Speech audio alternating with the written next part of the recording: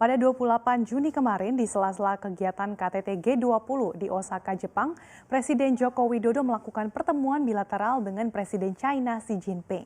Pertemuan tersebut dilakukan usai Presiden Jokowi bertemu dengan Presiden Korea Selatan Moon Jae-in. Lalu apa saja yang dibahas dalam pertemuan tersebut dan bagaimana investasi China di Indonesia akan saya ulas untuk Anda dalam kesepakatan dagang Indonesia-China.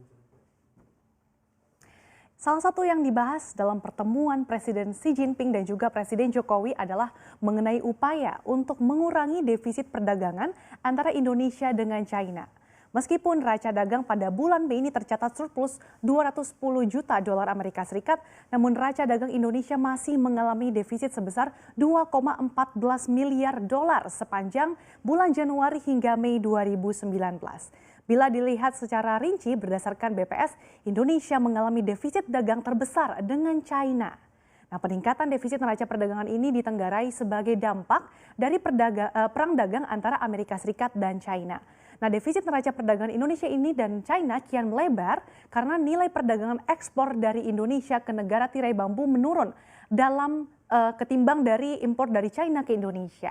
Nah, impor barang China yang dilakukan Indonesia pada bulan Januari hingga Mei 2019 ini sebesar 18,03 miliar dolar Amerika Serikat atau dalam 5 bulan di tahun 2019 Indonesia telah mengimpor barang dari China senilai 254 triliun rupiah. Nah, dibandingkan periode yang sama di tahun 2018, nilai impor barang China yang dilakukan Indonesia memang turun tipis. Pada Januari hingga Mei 2018, impor barang dari China ini nilainya 18,362 miliar dolar. Dan dari sisi persentase, impor barang dari China ini menyumbang 29,3% dari total impor Indonesia pada bulan Januari hingga Mei 2019. Sementara pada periode Januari hingga Mei 2019, total ekspor Indonesia ke China ini sebesar 9,55 miliar dolar Amerika Serikat. Dengan begitu, Indonesia mengalami defisit sebesar 8,41 miliar dolar Amerika Serikat. Selanjutnya, ini kita lihat adalah komoditas yang paling banyak diekspor Indonesia ke China selama tahun 2018. Ini paling banyak bahan bakar mineral dan produk distilasinya senilai 8,79 miliar dolar Amerika Serikat. Dan kemudian disusul lemak dan minyak dari hewan maupun tumbuhan senilai 3,2 miliar dolar Amerika Serikat. Nah, salah satu komoditas yang paling banyak diekspor adalah minyak kelapa sawit atau CPO. Berdasarkan Gapki, pada tahun 2018 ekspor CPO meningkat sekitar 8% menjadi 34,7 juta ton. Dan peningkatan yang paling tinggi ini adalah ekspor ke China dengan peningkatan mencapai 4,47 juta ton atau naik 18% dibandingkan dengan tahun sebelumnya. Sementara itu, Indonesia ini juga mengimpor beberapa komoditas dari China, antara lain seperti mesin dan peralatan listrik mesin atau pesawat mekanik, serta plastik dan barang dari plastik dari China. Selanjutnya, apa saja sih yang dilakukan investasi yang dilakukan China di Indonesia? Kita lihat sebelumnya pada kuartal 1 2019, China berada di posisi nomor 2, negara yang paling besar berinvestasi di Indonesia. Berdasarkan BKPM, realisasi investasi asal China selama kuartal 1 2019 mencapai 1,15 miliar dolar Amerika Serikat atau naik 71% dibandingkan realisasi investasi pada kuartal 1 2018 senilai 676 juta dolar Amerika Serikat. Kita lihat ini adalah beberapa investasi China di Indonesia, diantaranya adalah proyek kereta cepat Jakarta-Bandung.